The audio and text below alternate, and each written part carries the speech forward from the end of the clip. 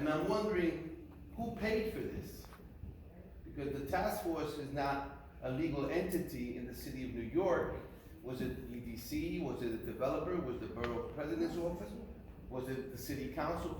Somehow or another, someone made up these drawings and these plans and presented it, but we don't know officially what it was, right? So that's an interesting question. I never thought of it until tonight. The other point with these task force meetings, there were never any minutes, no attendance records. We don't know where they met, who they went, and when you attempted to FOIL it, they said it didn't exist. FOIL, Freedom of Information Law. Yeah, no vote records. Oh, No foil. vote record. You want to know which task force members voted for each of these plans? To say that we approve them both? No information. So interesting that two plans were approved, but there's no vote. Well, who voted for it? Wow. Good question, right?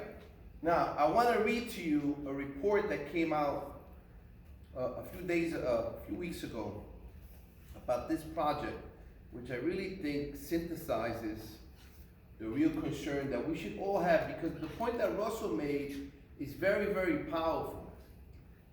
This is not a done deal, but we're going to pay for it. We have to pay for this, one way or the other, right? We're talking about, we showed this chart about like 650.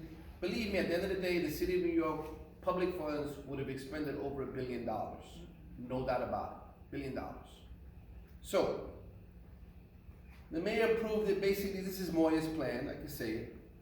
He announced a plan to build, they're gonna build 2,500 units of housing and a 25,000-seat soccer stadium, which includes major concessions to the proposed new soccer stadium owners. Concessions mean a hookup, right?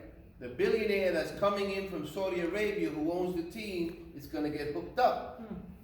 As Ross Barkin points out in his columns, Willets Point is now city-owned land. This land that we're talking about is owned by us. Yeah. It's the That's right. city-owned land. We paid over $200 million in tax dollars to acquire it. Then we spent over $100 million to clean it up. Yeah. It's our land. I want that to sink in your mind for a minute to understand that this is not some abstract private deal. They want to say, oh, the owners are going to do it. What are they investing? This is city land. We should be using it for the good of the people, not a soccer team. Right? Now that's a value decision. Where are our values? Manhattan has 20 public hospitals. Queens has twice the population. We have 7. Yeah. Can we use another hospital in this community? Yes. Yeah. Is Elmhurst Hospital not bursting at the seams? Yeah.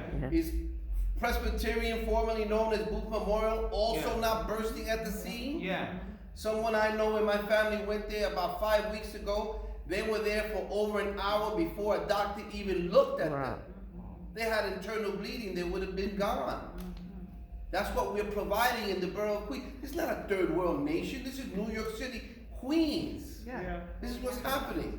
I'm bringing this to you so I can really jar you, because to understand what's really happening here is to understand how they really think about us collectively. That these kinds of decisions can be made and they feel an impunity, as Russell said, oh, this is a done deal. All right, so I'm going to give you a couple more quotes from his article. More than a decade ago, it was seized as part of a deal to successfully evict most of the auto shops. Okay, the soccer field people say will pay an annual rent that will start at $500,000. $500,000 a year for a stadium? Yeah. It's not even a second baseman on the Think Mets. about that. It's going to top out at $4 million a year in 2076, 50 years from now. Over half a century, the total will come to maybe less than $30 million in present day value. Wow. Right? That's what you got to understand. When you look at the totality and the immense public investment, and then what's the payback? Oh, you get $30 million by 2076. And And by the way, we'll give you some jobs selling peanuts and popcorn and Yes. soda at the stadium. Okay, given how valuable the land next to City Field probably would be on the open market, Met fans flood the area throughout the season, and the popular Flushing Meadow Park is to show where the rent the city is set to collect from the Saudi-owned soccer team is paltry. The housing figures are also less impressive when scrutinized further. As he correctly pointed out, 1,100 units were already in the pipeline, already supposedly, you know, we saw this little political show with the shovels, right? You know, that little show. There we go, and he says, some of them market rate. The proposed affordable housing developed by a joint venture of the related companies in Sterling would rent for 30 to 130% of the area median income, which could include families earning as much as $173,000 a year. That's what they're building it for. Yeah. But then they want to say housing is the goal. Yeah. Affordable housing is the goal. No. Right? I know when I've been had. Okay, so it's been 14 years since 2008 when we voted for this plan. And everyone's been talking about the plan and what they're gonna do. Now they're proposing a stadium. Let's talk